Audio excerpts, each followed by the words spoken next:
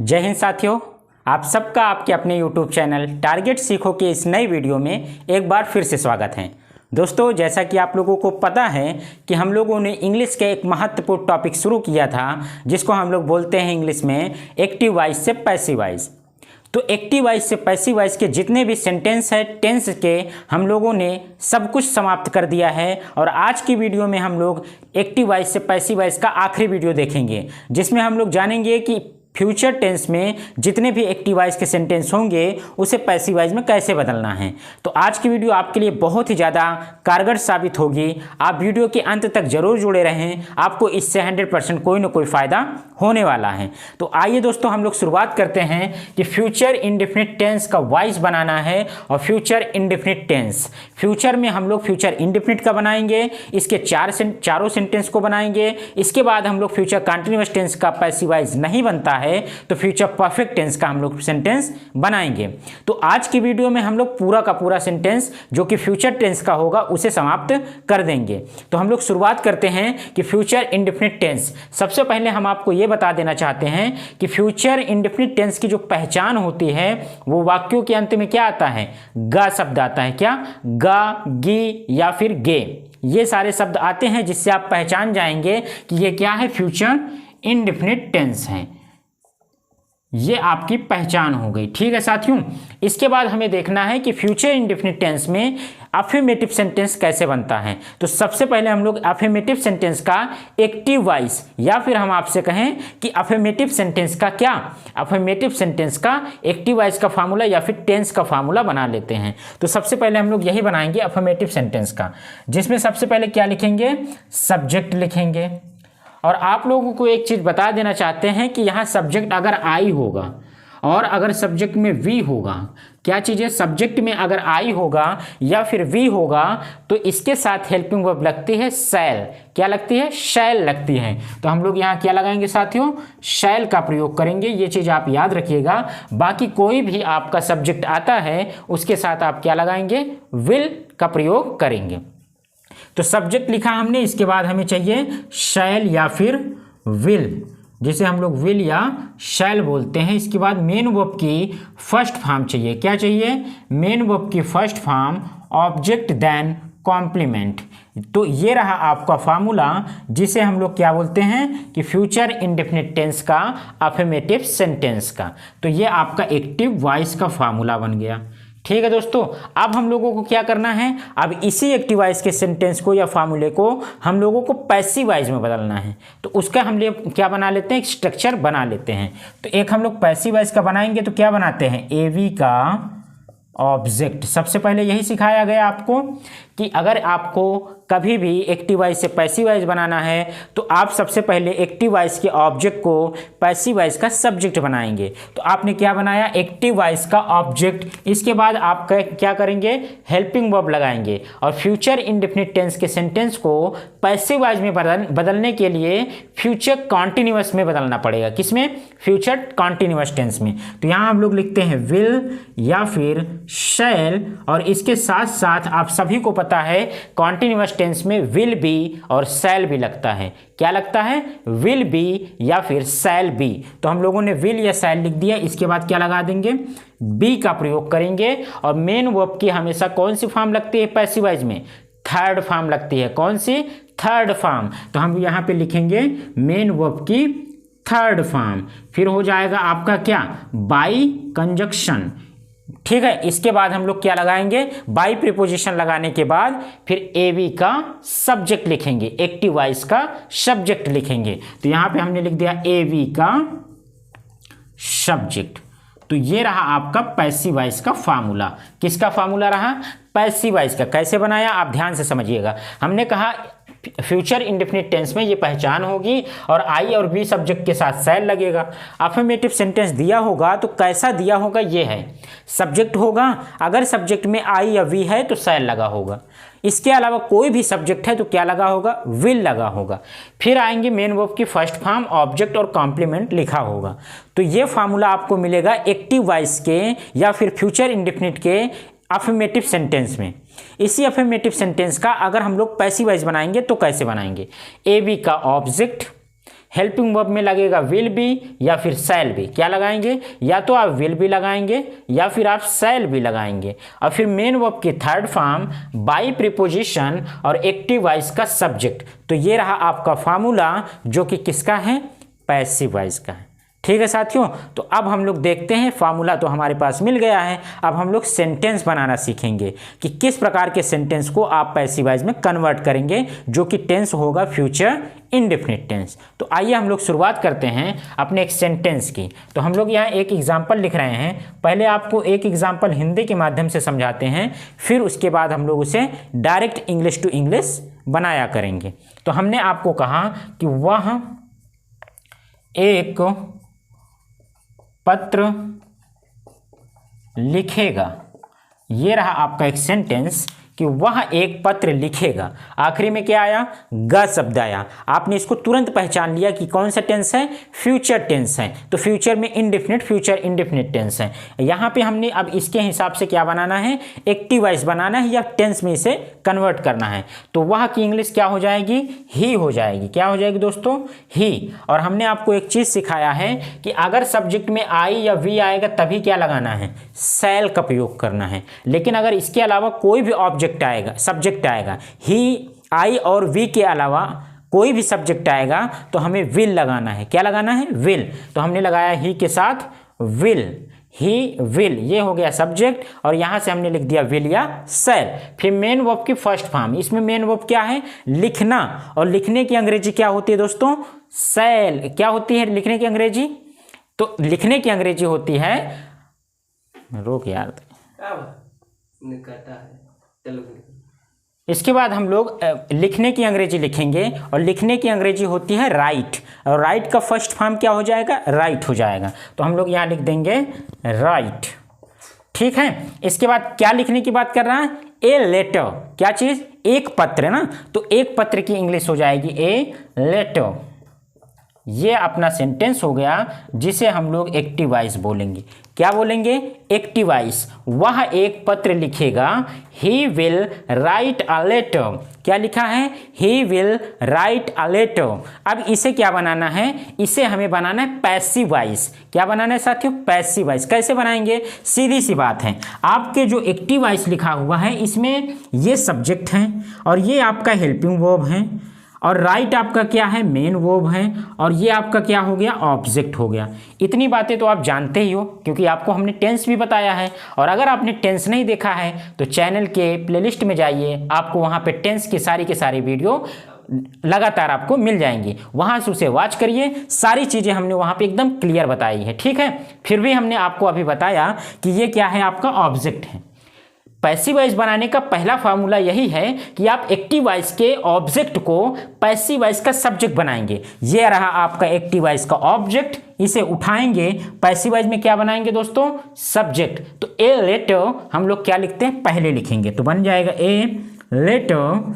अब ये बताइए, अगर ए लेटर आया तो इसके साथ विल लगेगा कि शैल लगेगा। अभी आपको बताया आई और बी होगा तभी शैल लगाएंगे, बाकी कुछ भी होगा तो विल लगाएंगे। तो आपने कहा ये ए लेटर है तो क्या लगा दें, विल। और एक चीज सिखाया गया है कि future indefinite future continuous tense में बदलेगा और कॉन्टिन्यूअस में क्या होता है, विल बी शैल बी। तो विल है तो क्या लगाना पड़ेगा, बी लगाना पड़ेगा। तो मिल गया आपको विल बी। मेन वर्ब की थर्ड फॉर्म, सभी को शुरू से हमने आपको वॉइस में पढ़ाया है कि मेन वर्ब की थर्ड फॉर्म ही हमेशा पैसिव वॉइस में लगेगी। मेन वर्ब क्या है, राइट, और राइट का थर्ड फॉर्म हो जाएगा रिटन। क्या हो जाएगा, रिटन। तो यहां हम लोगों ने लिख दिया रिटन।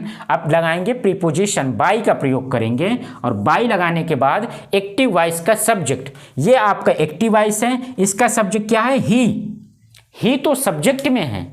और जब यही सब्जेक्ट पैसिव वॉइस में ऑब्जेक्ट बनेगा तो क्या बनेगा, आप सबको बताया गया है, ही बदल जाता है हिम में, क्योंकि ही का ऑब्जेक्ट क्या होता है, हिम होता है। तो यहां हम लोग लिख देंगे हिम।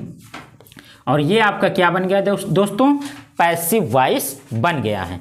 तो ये रहा आपका एक सेंटेंस जो कि आपका किसका है, एक्टिव वॉइस का, फ्यूचर इंडेफिनिट के अफर्मेटिव सेंटेंस का। अब हम लोग इसके बाद 4-5 एग्जाम्पल अभी इसका और करेंगे, फिर नेगेटिव सेंटेंस की तरफ चलेंगे। ठीक है दोस्तों, अब हम लोग देखते हैं नेगेटिव सेंटेंस। साथियों हम लोग अगला एग्जाम्पल देखते हैं फ्यूचर इंडेफिनिट टेंस के अफर्मेटिव सेंटेंस का। हमने अभी एक सेंटेंस देखा है, अब हम लोग दूसरे एग्जाम्पल को देखते हैं ताकि आपको ये चीज़ पूरी तरह से क्लियर हो जाए। ये आपके सामने 4 सेंटेंस है, इन चारों सेंटेंस के माध्यम से आपको अब फ्यूचर इंडेफिनिट टेंस के एक्टिव वाइज से पैसिव वाइज बनाना और आसान हो जाएगा। तो देखिए पहला सेंटेंस है we shall read the poem. क्या लिखा है? We shall read the poem. आपको पता है वी के साथ क्या लगेगा? शैल शैल प्रयोग होता है, तो हमने लगा दिया वी के साथ शैल। इसे बनाएंगे पैसिव वाइज, तो क्या देखना है? ये आपका सब्जेक्ट है, हेल्पिंग वर्ब है, मेन वर्ब है और ये आपका क्या? ऑब्जेक्ट। तो क्या लिखेंगे सबसे पहले? The poem. क्या लिखेंगे? तो आप लिखेंगे यहाँ पे द पोएम, इसके साथ क्या लगाते हैं? Will be. क्या लगाएंगे? Will be. मेन वर्ब है रीड, तो रीड की थर्ड फॉर्म भी क्या होती है दोस्तों?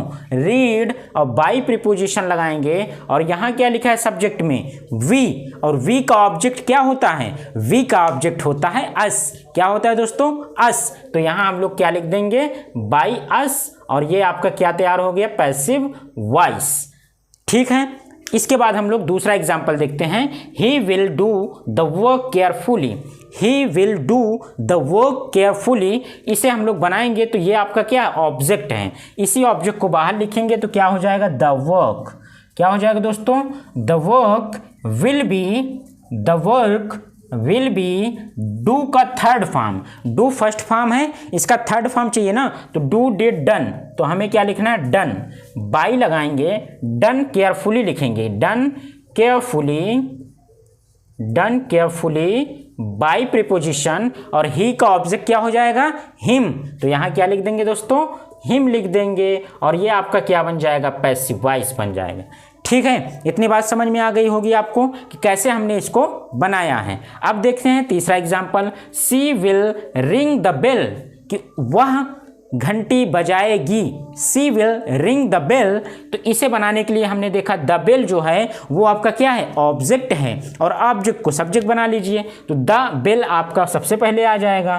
तो ये रहा आपका द बेल। इसके बाद विल बी, रिंग का थर्ड फॉर्म चाहिए, क्योंकि रिंग क्या है? वर्ब है, और वर्ब की थर्ड फॉर्म चाहिए। रिंग, रैंग, रंग, तो क्या हो जाएगा यहाँ पे?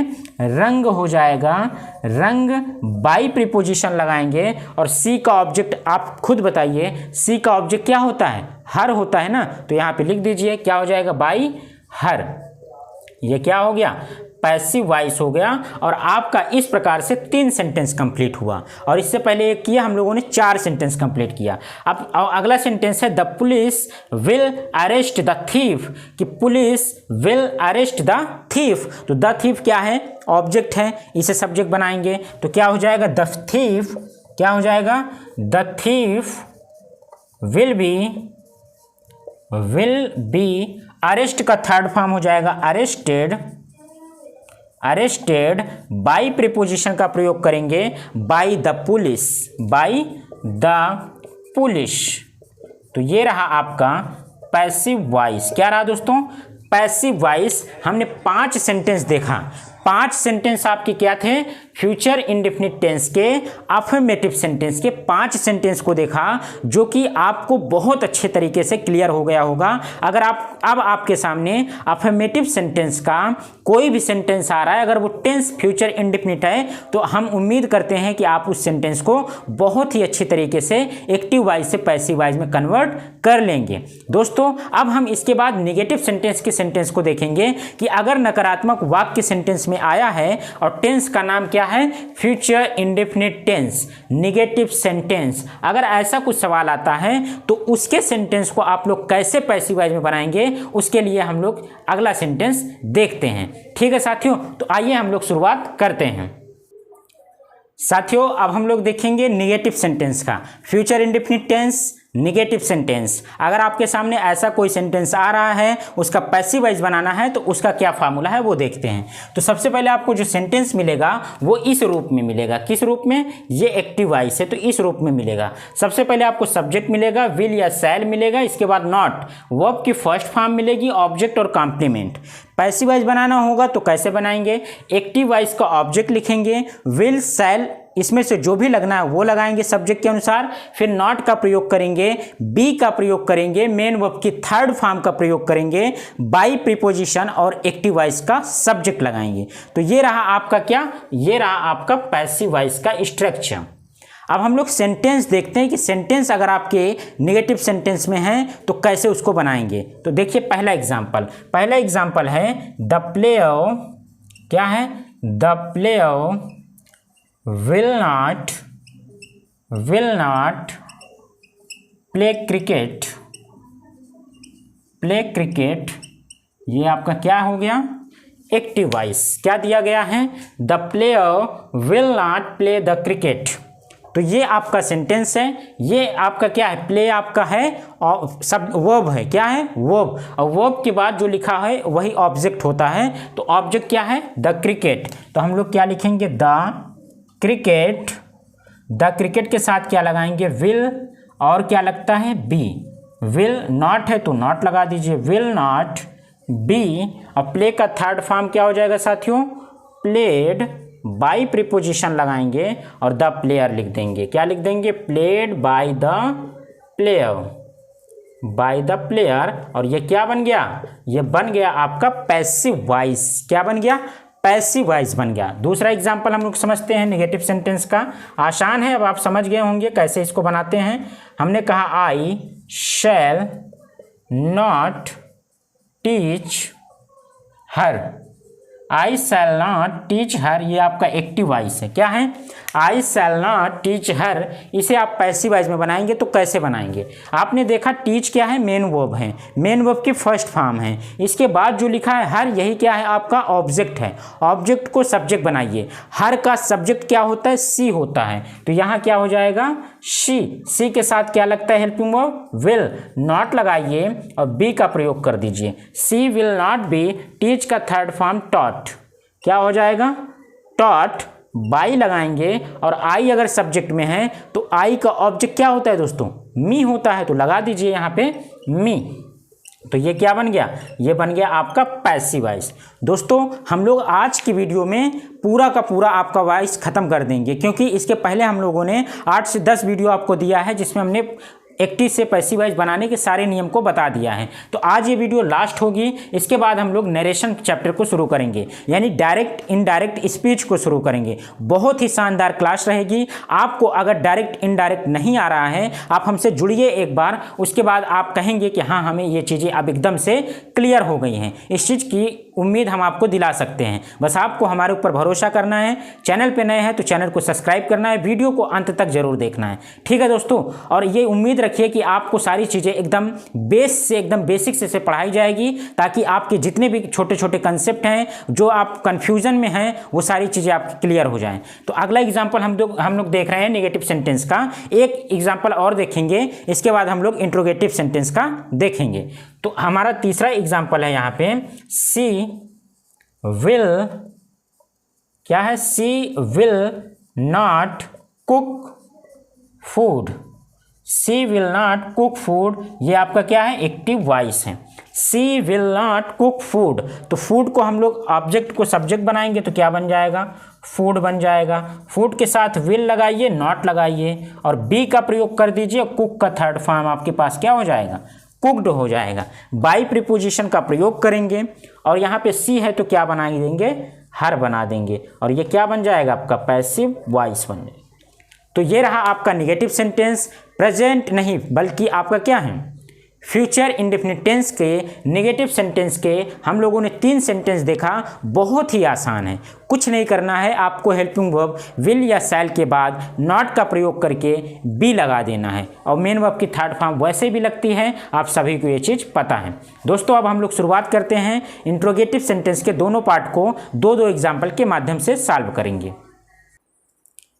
दोस्तों अब हम लोग देखेंगे इंट्रोगेटिव सेंटेंस का, दोनों हम लोग देखेंगे, पार्ट ए पार्ट बी। सबसे पहले क्वेश्चन वर्ड आएगा विल शैल, या फिर इसके बाद क्या आएगा, सब्जेक्ट, फिर नॉट आएगा, मेन वर्ब की फर्स्ट फॉर्म, ऑब्जेक्ट और कॉम्प्लीमेंट, और लास्ट में क्या लगाएंगे, क्वेश्चन वर्ड, क्वेश्चन मार्क जरूर लगाएंगे। इसका पैसिव वॉइस बनाने के लिए भी क्या करेंगे, क्वेश्चन वर्ड जो भी होगा उसे लिखना पड़ेगा। अगर पार्ट ए का आ रहा है तो क्वेश्चन वर्ड नहीं लिखेंगे, बल्कि क्या लगाएंगे, हेल्पिंग वर्ब विल या शैल।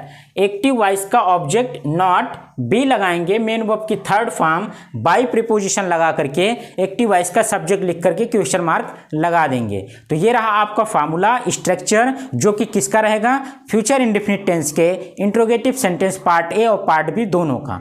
एग्जाम्पल देखते हैं जिससे आपको एकदम चीज़ें क्लियर हो जाएं। तो इसका पहला एग्जाम्पल है व्हेन विल यू पे द मनी। क्या है, व्हेन विल यू पे द मनी। तो व्हेन क्या है, क्वेश्चन वर्ड है, विल क्या है, हेल्पिंग वर्ब है, यू क्या है, इसमें सब्जेक्ट है, और पे क्या है, पे मतलब अदा करना, देना, किसी को पे कर देना, अदा करना। तो अदा करना क्या है, मेन वर्ब है, मेन वर्ब की फर्स्ट फॉर्म है। द मनी क्या है, ये ऑब्जेक्ट है, पैसा जो है ये ऑब्जेक्ट है। अब इसे हम बनाएंगे पैसिव वॉइस में। हमने कहा क्वेश्चन वर्ड जैसे होगा वैसे लिख दीजिए। तो ये देखिए क्वेश्चन वर्ड पैसिव वॉइस में, तो ये भी क्वेश्चन वर्ड है, इसे ऐसे ही लिख देते हैं। तो हमने लिखा यहाँ पर व्हेन। इसके बाद हमने कहा आप यहाँ से विल या सैल लगाइए। तो आप कहेंगे यहाँ हम विल लगाएं कि सैल, ये हमें नहीं पता। अगर आपको नहीं पता है तो आप एक्टिव वॉइस के, ये जो एक्टिव वॉइस दिया गया है इसके सब्जेक्ट को उठाइए, ऑब्जेक्ट को उठाइए, सब्जेक्ट बनाइए। जब ऑब्जेक्ट में देखा द मनी तो हमने यहाँ पे छोड़ा और यहाँ क्या लिख दिया, द मनी, और ये क्या बन गया, सब्जेक्ट बन गया। किसका सब्जेक्ट बन गया,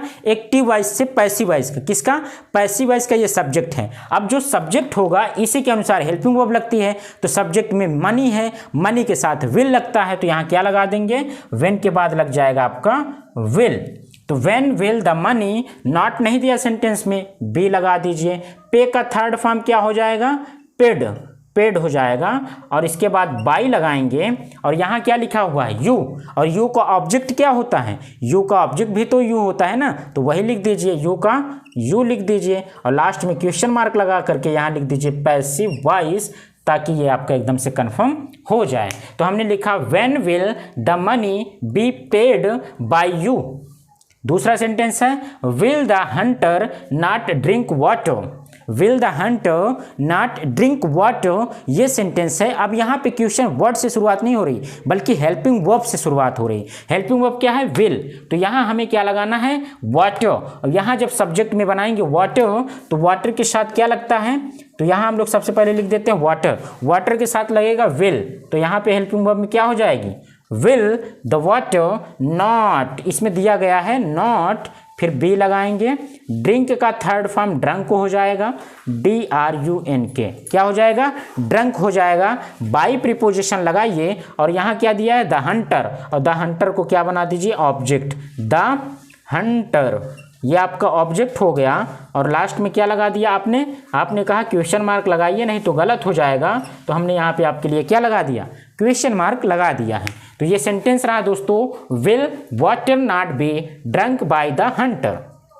एक सेंटेंस और बचा हुआ है जिसकी शुरुआत किससे हो रही है, क्वेश्चन वर्ड से हो रही है, सैल से शुरुआत हो रही है, क्योंकि सैल के बाद वी लगा हुआ है और वी के साथ क्या लगता है, सैल लगता है, ये हमने आपको बता दिया है। तो यहाँ पे जब हम लोग देखेंगे द फिल्म, तो जो ये द फिल्म लिखा हुआ है, ये अगर आपका एक पैसिव वॉइस में सब्जेक्ट बनेगा तो इसके साथ क्या लगना चाहिए, विल लगना चाहिए। तो यहाँ क्या आ जाएगा, विल आ जाएगा, विल हमने लगाया और क्या लिख दिया, ऑब्जेक्ट को बना दिया, सब्जेक्ट क्या हो जाएगा, the film, the film not be, watch का थर्ड फॉर्म क्या हो जाएगा, वॉच्ड हो जाएगा। तो हमने यहाँ पे लिखा वॉच्ड,